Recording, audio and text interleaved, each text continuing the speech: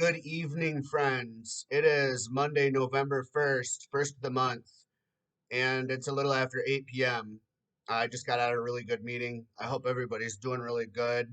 I am 18 days clean today and still going strong and just very, very blessed to have this clean time. And I just wanted to make a quick video. Actually, it might kind of be a longer one because I have a lot to talk about. But if you're new to my channel, my name is Corey, and I'm 30 years old from Grand Rapids, Michigan, and I struggle with schizoaffective disorder as well as a substance abuse disorder. And I make videos on this channel talking about both of those things, all the different kind of medications I've been in, different types of therapy, that kind of thing, how my clean time is going. So, welcome. Glad to have you here. Thank you so much for checking this out. What I wanted to talk about tonight was what exactly happened when I was living in Seattle and what prompted me to move back here to Michigan, and leave Seattle behind. And I just want to talk about that because it affects my mental health. Living in Seattle was where I became schizoaffective. Um, Prior to living in Seattle, I had mental health issues all my life. I've been in the mental health system since I was 9 years old, and I my mental health issues go back basically till since I was 8 or 9 years old, and you know but it wasn't until I lived in Seattle where I started dealing with things like hearing voices on a daily basis, hallucinating, getting visual effects, getting problems with my vision because of my mental disability, um, losing touch with reality, getting fired from work. I lost my job because of this disability and have basically been surviving off of welfare benefits ever since that happened in 2015. And just kind of wanted to because my mom said something to me. Me and my mom aren't on the best terms right now because I'm trying to stay clean and she's not. And therefore, I can't get too close to her because that affects my sobriety if I get too close to her. So we're kind of like not really communicating right now. But the reason I wanted to bring this up is because my mom did say something that I do agree with that she's spot on right about.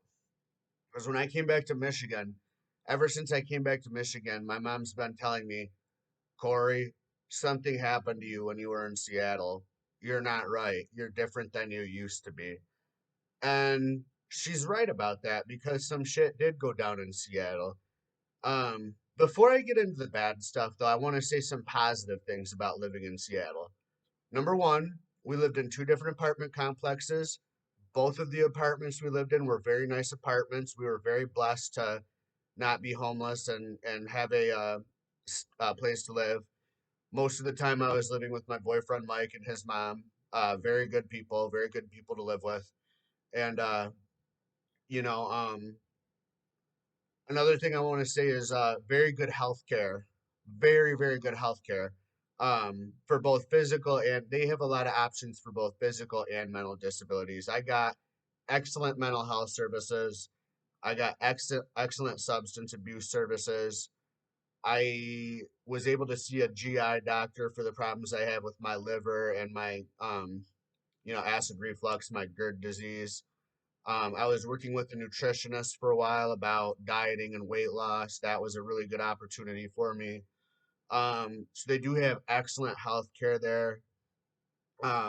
Most of the housing is really nice. Here over I don't know about other parts of the country, but here in Michigan, if you're in a bad neighborhood, a lot of the houses are kind of run down and older, and I've noticed in Seattle, even if you're in a bad neighborhood, the housing is still actually pretty nice. And I thought that was pretty cool because not all parts of the United States can say that. So it definitely has some really positive things about it, and the other thing I want to say is social services. They have a lot of really good resources. They have a combination of both their DSHS office, their Department of Social and Health Services, they offer more programs than other states do. And also there's a lot of private organizations. The Salvation Army is really big out there. Catholic Community Services of Western Washington is really big out there. Just really good programs. So there's a lot of good things about Seattle. So I don't want to. I'm not trying to talk shit. I'm not trying to downplay it. Because if you play your cards right, it can be a cool place to live. It is pretty awesome. Um, but let me talk to you guys about what happened. Okay. First of all, when I went there, the first person I encountered, I tried making some new friends, and the first person I met turned out to be a pedophile. And we hung out for a while, and eventually I saw his true colors because he started talking to me about kids. And so I kind of started to freak out a little bit, and that kind of fucked with my head quite a bit. I mean, who would want to listen to that? I mean, it's fucked up. He probably has bigger issues than I do. Um, okay, and then another thing that took place was I was off my medication for, I want to say, about 3 months. I was off my medication from about the end of January 2015 up until about, I think, after I got fired. So maybe more than 3 months. Maybe I think I was off it up until about the end of May of 2015 after I got fired, when I finally started getting mental health services out there. And a big part of that was because there was an error with the Medicaid. Um, in order for me to see a doctor and get my medicine in Washington, I had to have Medicaid insurance. And in order to get Medicaid in the state of Washington, they needed to see proof that the state of Michigan was no longer giving me Medicaid, because you can't use it from state to state. It's different than Medicare. It's not federal, it's a state program. Um, so Michigan would not give me proof of that right away because Michigan DHS is like really backed up, and it takes them a really long time to do things. So that did not happen right away. So I was without my medication and without health care for quite a while when I first got out there. And things started happening while I was at work. Um, I started hallucinating on the job. Um, I was talking out loud to the voices I hear on the job, uh, just being very vocal. And that really kind of bothered a lot of people at my job, both coworkers and customers alike, because it is really bizarre.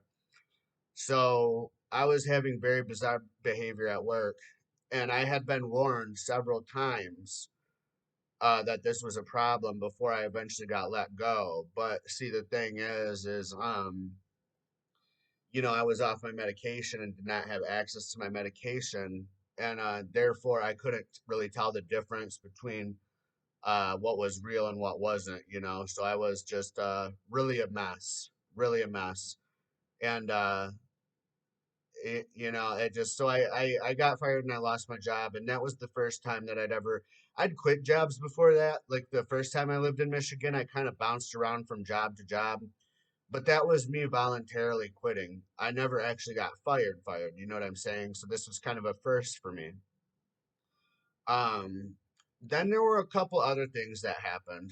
I got into recovery, and I did have a really good home group for Alcoholics Anonymous program. I had a really good AA home group, amazing group of people. I still talk to them today via the internet, and I'm really thankful to still have contact with them. Um, but there was kind of some distress in that because in 2016, um, I think it would have been about May of 2016.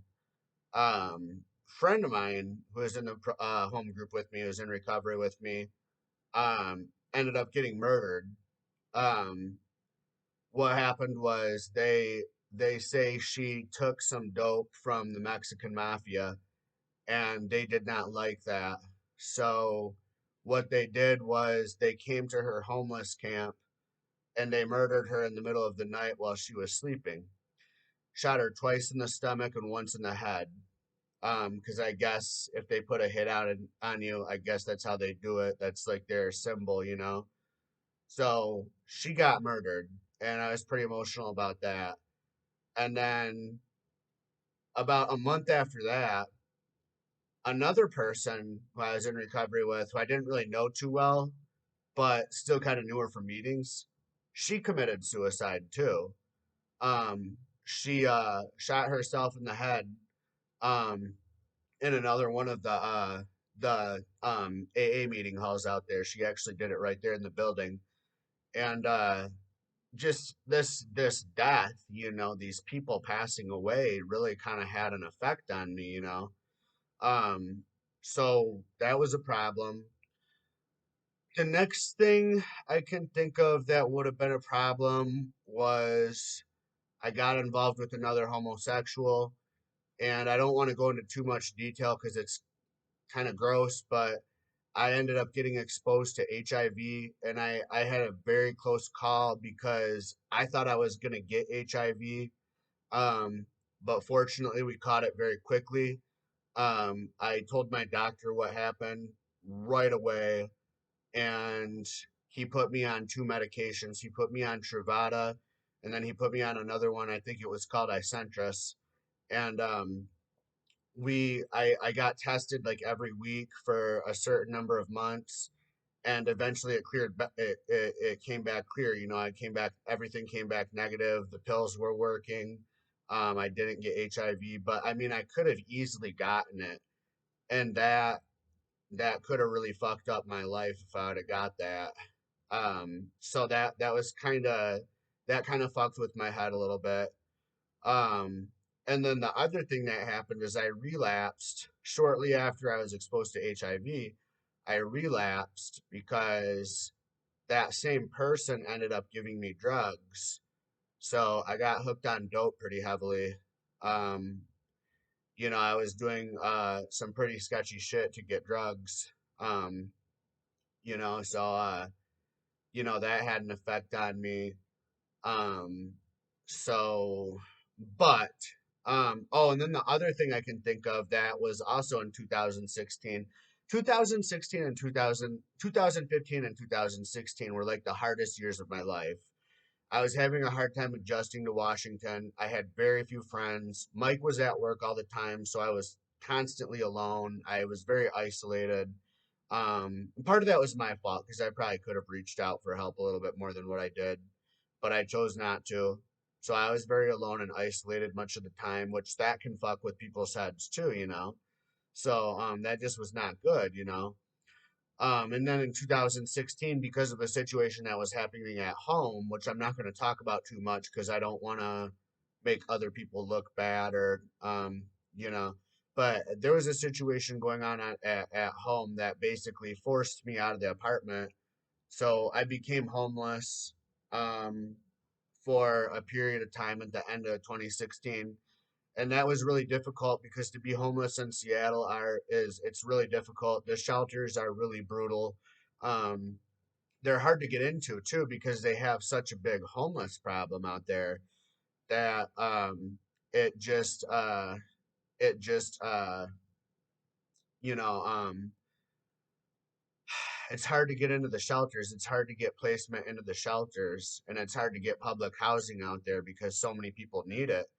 That if you're going to get public housing, you have to basically wait years for it. So the good thing about Seattle is the end of it. The last I want to say the last 6 or 7 months I was there, it was really good because my friend Nick was really good to me, and I was at his house almost every day. And my friend Jeannie, who I met in summer of 2018, she was really good to me. I was at her house almost every day, so I was constantly with Nick and Jeannie. So it actually was really good. You know, the last 6 or 7 months I was out there, I was having a good time, you know. But what prompted me to move back to Michigan had a lot to do with my financial situation because Seattle does have a high cost of living. You know, I mean, it's my friends who are there now are paying close to $1,500 a month for their apartments, and that's just like normal there. That's just like everyday prices, you know. So to be, you know, me being on a fixed income, being a low income person, it's very hard to survive there. And the apartment that me and Mike and his mom were living at, they have a policy that every year when you recertify, you know, when you re-sign your lease, they increase your rent by $100. So when we first moved in there, it started out at 1100, and we were very content with that because that was the cheapest thing we could find in our city, and it just sounded like a really good deal, and the apartment was really nice, so we took it, you know, and it was cool, you know, everything was cool. But then we recertified after our first year, and sure enough, our rent went from 1100 up to 1200. And then the thing is that really made me want to move back to Michigan is because if we would have stayed in this apartment, the thing is when we recertified, it would have gone up to 1300, and like we knew this was going to happen, and I just wasn't really down with that. It was a really nice apartment, but it did have a cockroach problem, and I felt like because of the cockroaches, I felt like they should have kind of given us a little bit more leeway and maybe not raised our rent so high, you know, maybe factored in the fact that we had to buy poison for the cockroaches and that kind of thing. So it's just the cost of living is very high. I mean, I know here in Grand Rapids, you know, we bitch about having to pay $800 or $900 a month for apartments, but I mean, try living in like Seattle or Oregon or California. I'm gonna tell you right now, it's 10 times worse. I mean, yeah, we have our problems here in Grand Rapids, but it's nowhere near as difficult. Um, you know, and the other thing is if you're like me and you're on a fixed income, to get into public housing in Seattle is extremely difficult. It takes several years to wait for it. A good friend of mine who lives there did finally get placement in public housing. She has a really nice one bedroom apartment through Seattle Housing Authority, but she had to wait like over 4 years for that, and I just wasn't really down for waiting that long, you know. And I mean, that's typical. It takes 4 or 5. I know a guy who waited 7 years for his apartment. You know, it's not really doable. I'm not really willing to do it. So I thought it would be a good idea to come back here to Grand Rapids. You know, here in Grand Rapids to get public housing, you know, it takes roughly 1 to 3 years, probably 3 years at the most. For this apartment I'm in right now, I waited a year and a half to get in here, which I consider to be really good compared to out west. So yeah, that's just kind of the situation, guys. That's just kind of, you know, I don't want to bash Seattle because there's a lot of really good things about it, but to be on a fixed income and try to live there is just really difficult, you know. So that's kind of what led up to me coming back to Grand Rapids, you know. And when I came back to Grand Rapids before I got this apartment, you know, I struggled for quite a while too, but you know, that's kind of for a different video. I think I'll save that for a separate video. We're already getting close to 20 minutes here. So I'm going to wrap this up, but yeah, I hope that kind of shed some light on some of the issues I had while I was out west and what prompted me to decide to move back to Grand Rapids. So, thank you guys for checking it out. I'll talk to you guys later. Peace out, guys.